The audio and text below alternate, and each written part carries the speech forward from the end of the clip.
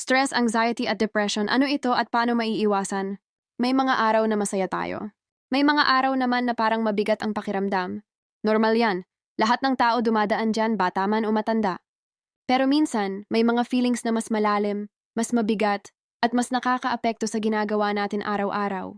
Tatlo sa mga ito ay stress, anxiety at depression. Sa simpleng salita, ganito sila. 1. Ano ang stress? Isipin mo na punong-puno ang bag mo ng mga libro at notebooks. Ang bigat, di ba? Ganyan ang stress? Ito yung pakiramdam na maraming ginagawa at parang nahihirapan na tayo. Mga halimbawa ng stress sa bata. Maraming assignments tapos may quiz pa bukas, may away sa kaibigan. Napagalitan sa bahay, nahihirapan sa isang subject. Ano ang epekto ng stress? Sumakit ang ulo o tiyan. Madaling mainis, parang pagod na pagod. Nahihirapan mag-concentrate sa klase. Hindi masama ang stress palagi. Minsan, nakakatulong ito para gumalaw tayo at tapusin ang mga dapat gawin. Pero kapag sobrang dami na, nagiging problema ito. Ano ang anxiety? Ang anxiety ay parang sobrang pag-aalala. Lahat tayo nag-aalala minsan, lalo na kapag may quiz o contest. Pero ang anxiety ay yung pag-aalala na hindi na makontrol, kahit hindi pa naman nangyayari ang problema. Mga halimbawa ng anxiety sa bata, kinakabahan ng sobra kahit simpleng recitation. Lagi nang worried na baka magkamali. Natatakot pumasok kasi baka ipahiya. Hindi mapakali, sobrang nag-iisip kahit gabi na. Mga epekto ng anxiety, hirap matulog. Palpitations o mabilis ang tibok ng puso. Pawisin ang kamay, parang laging kinakabahan. Nahihirapang mag-isip at sumagot sa klase. Ano ang depression? Ang depression naman ay matagal na lungkot na hindi basta nawawala. Hindi ito simpleng sad lang ako today. Ito yung lungkot na tumatagal. Ng linggo o buwan at nakakaapekto na sa buhay. Paano ito makikita sa bata? Parang wala ng energy. Hindi na masaya sa dati niyang gusto. Laro, drawing, etc. Gustong mapag-isa lagi, madaling mapagod. Nawawala ng gana kumain o sobra namang kain. Madalas umiiyak kahit hindi naman alam kung bakit. Epekto ng depression, mababa ang grades. Ayaw pumasok, hindi nakikipaglaro. Mabigat ang pakiramdam, minsan hindi na mapigilan ang pagkabalisa. Bakit nangyayari ang mga ito? Maraming dahilan, at minsan kombinasyon ng iba't ibang bagay, problema sa bahay.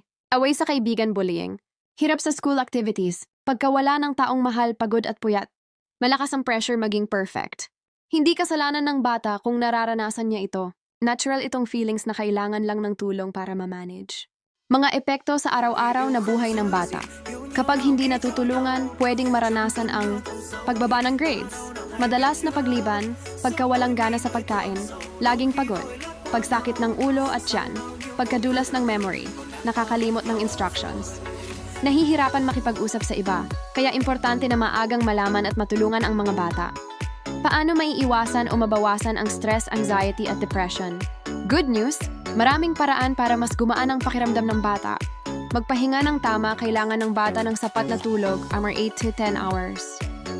Kapag puyat, mas nagiging irritable at anxious tao. Kumain ng masustansya. Ang utak at katawan ay parang smartphone.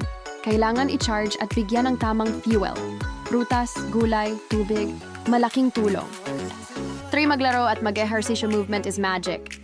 Nakakabawas ng stress at nagpapasaya dahil lumalabas ang happy hormones. Sir, magkwento sa magulang o teacher, huwag mahiyang sabihin ang nararamdaman. Mas bumibigat ang problema kapag tahimik ka lang. 5. Bawasan ang gadgets kung sobrang dami ng screen time. Mas nagiging anxious at stressed. Mag-set ng limit kung kaya ng 6. Gumawa ng hobbies, drawing, biking, sports, writing, singing, kahit ano na nakakapagpasaya. Huminga ng malalim, deep breathing exercise. Inhale 4 seconds. Hold 2 seconds. Exhale 4 seconds. Ulitin ng 5 beses. Promise, gagaan ang pakiramdam. 8. Ayusin ang schedule. Para hindi masyadong magulo at nakaka-stress ang araw, gawin ito. Homework muna, break, playtime, sleep 9. Positive self-talk, sabihin sa sarili, kaya ko to. Okay lang magkamali, hindi ako nag-iisa, nakakabawas yan. Ng pressure 10. Humingi ng tulong kapag kailangan kung matagal na ang lungkot o sobrang bigat ng pakiramdam, magpa-check sa guidance counselor o doktor. Hindi ito kahinaan, matapang ang taong humihingi ng tulong. Bakit mahalagang alagaan ang mental health? Kasi ang utak ay parang boss ng buong katawan. Kapag pagod si boss, lahat ng trabahador, emosyon, katawan, kilos, ay nahihirapan. Kapag maayos ang mental health, mas masaya, mas makakapag-aral ng maayos, mas masipag maglaro, mas friendly, mas malakas ang loob, parang ganito lang, yan. Kung may halaman ka, kailangan ng tubig, kailangan ng ara, kailangan tanggalan ng dam. Ganyan din ang tao. Kailangan alagaan ang katawan, isip at puso. Kapag may problema, hindi ito pababayaan, aalagaan para muling maging healthy at masaya. Conclusion, stress, anxiety at depression ay hindi dapat katakutan. Mas mahalaga na naiintindihan ang mga ito para alam natin paano tumulong at magbantay, lalo na sa mga bata. Hindi kailangang maging perfect. Ang mahalaga, masaya, malusog, at nararamdamang hindi nag-iisa. Kung may nararamdaman na ganito, laging tandaan. May mga taong handang makinig at tumulong.